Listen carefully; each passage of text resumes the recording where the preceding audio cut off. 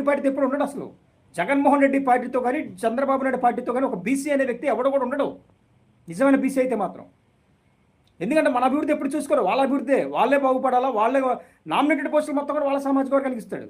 Market yard చైర్మన్లు కానీ, ఆ డీసీసీబీ చైర్మన్లు కానీ, లేదు మన టీటీడీ చైర్మన్ కానీ, తిరుమల దేవస్థానం చైర్మన్ కానీ, బేర్క నాయుడు మొత్తం చంద్రబాబు నాయుడు సామాజిక వర్గం ఫిల్ చేస్తాడు. ఏ ఒక్కడిని కూడా చంద్రబాబు నాయుడు యాక్సెప్ట్ చేయడండి. చంద్రబాబు నాయుడు నైజం ఏంటంటే, చంద్రబాబు నాయుడు జగన్మోహన్ రెడ్డి నైజం ఏంటంటే, వాళ్ళ వర్గాల సామాజిక వర్గాలతో చుట్టుపక్కల మొత్తం కూడా ఫిల్ చేసుకోవాలా, మన వర్గాల వాళ్ళకేంటి ఊరించి వదిలేయాలా, అంతే కదా. అందుకే కదా మొన్న మధ్యకాలంలో చట్టబద్ధ తీసుకొచ్చేస్తున్నాడు, 44% రిజర్వేషన్ బీసీలకు ఇచ్చేస్తున్నాడు. ఏమి ఇచ్చాడు పీకడ?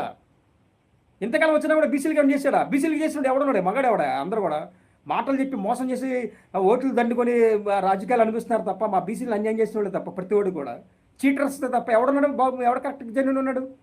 50 సంవత్సరాలు దాటిన ప్రతి బీసీకి కూడా రాగానే అసలు